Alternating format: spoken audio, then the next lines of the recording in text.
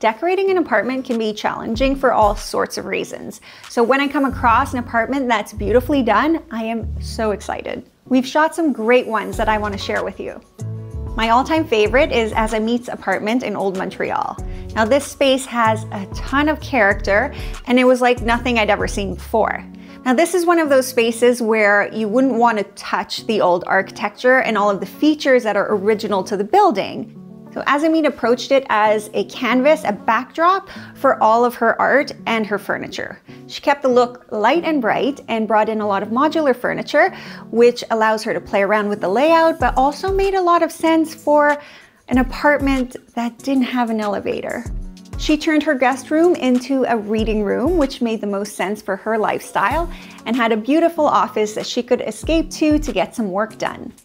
The best part about this apartment is that it didn't feel like an apartment because there was this winding metal staircase bringing you to her loft bedroom, which had a skylight. It was like a whole other world, like a retreat. Obviously, you're not going to find spaces like that everywhere, but a good tip to take from this is to just allow the space to shine, especially when it has that much character. And she did that very well. Another one of my favorites is once again a loft. Elizabeth Dyer and her partner were renting this loft space, and it used to be a felt factory. So once again, this is not your standard apartment or rental, and it is super cool. There were a lot of existing built-ins in the main living space, and all of it was kind of that late 90s, early 2000s warm maple, which might not be everyone's taste today, but what she did was embrace it by not fighting it. Now she's an artist, so she kept the entire space very neutral, white, bright, and very washable, which I think is very smart. And what I really liked about their space is that they didn't clutter it up with putting a TV on the wall or worry about mounting a TV or finding furniture for one. They just got a pull-down screen. So it's like movie night all the time. Moving away from the loft, designer Tiffany Leigh had an apartment in downtown Toronto that she shared with her husband, and it was a 1+ den. The den she used as her office for her interior design business and outfitted it with furniture that could move with her in the future. She kept the shell white because obviously painting a rental is not always allowed or convenient, but she added a lot of warmth with antique woods and painted furniture pieces, which she painted herself, and big pieces of art. The space felt really welcoming and most definitely did not feel like a downtown condo. Speaking of apartments, let's just take a minute to check in with our sponsor for this video, LG.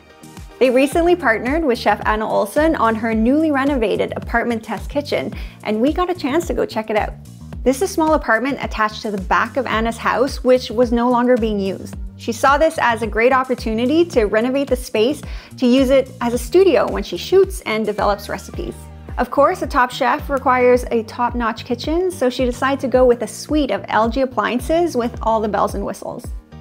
Picking the range first was most important, and that's where the LG Air Sous Vide Slide-In range really fit the bill because it has the still bake function, it has convection pro bake, it has an air fry function and an air sous vide. So no matter what kind of recipe I'm demonstrating or showcasing, I know I can count on it. This is an LG French door refrigerator. I like the French door feature because when I'm loading in big cakes on platters, I can open up both doors, there's tons of space, and then when we're stocking the fridge, it's easy to move around the shelves so you can stack your prepped food and your raw ingredients easily. One of the great things about the dishwasher is it's got a 59-minute turbo cycle. So when I need to give all my mixing bowls a thorough but quick wash, it does the trick. It's very quiet, so I can even run it when I'm taping and you won't hear it. It's a sweet little kitchen, and if you want to see more of it, you can follow Anna Olson on YouTube and learn a recipe or two. Okay, Natalie Chong. Always love Natalie Chong. Now, this is one of the first spaces we shot with her, and it was her rental condo in downtown Toronto. And she had some great tips as to how to make a space feel personal and feel like a real home, even though you're only there for a little while. Now, this condo had that layout where all of the light is near the patio doors and everything gets darker as you head towards the hallway. So how Natalie approached paint was actually really clever. She wanted to use a nice velvety gray on the walls, but knew that it would feel cavernous at the very back of the apartment where she got no natural light. So she used that one color and picked a lighter shade of it for the back of the apartment where it got very little natural light, and then gradually made it darker and more rich towards the windows to get the full effect of the gray. Kind of genius, right? Now, everyone hates vertical blinds, and they're often in apartments, and you can't just get rid of them. They're hard to install, they're hard to remove, they're hard to store. So Natalie hid them behind her drapery. And because most apartments don't have very high ceilings, you don't really need to do custom here. You can buy off the rack, install it in front of your vertical blinds, and just pretend that the verticals don't exist. I mean, that's what renting is all about. This next one is a bit unique, where designer Cori Halpern and her husband downsized from their house into a rental loft downtown. The space is super cool and I can really see the appeal, but what makes this different is that Cori and her husband actually decided to invest a bit of money into renovating the space to really make it theirs. Because this space was so lofty and it was very open concept, there was really no beginning or end to any of the walls. She decided not to add any color onto the walls. Also, the ceilings were like, I don't know, 16 feet. It would have probably been too much painting. So she kept the walls white, but then added a lot of that maximalist style that she enjoys in the smaller spaces like the bathrooms. In the powder room, she added some tropical wallpaper, which she can easily remove when she gets tired of it or wants to move out.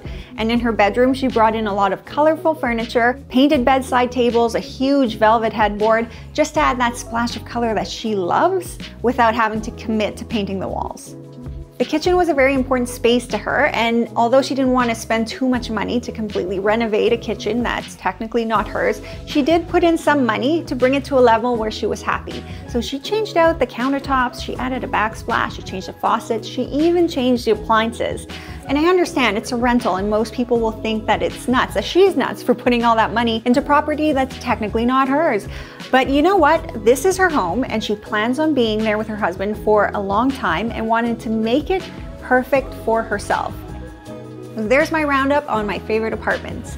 And that just goes to show that just because you're renting an apartment doesn't mean you can't live with great design.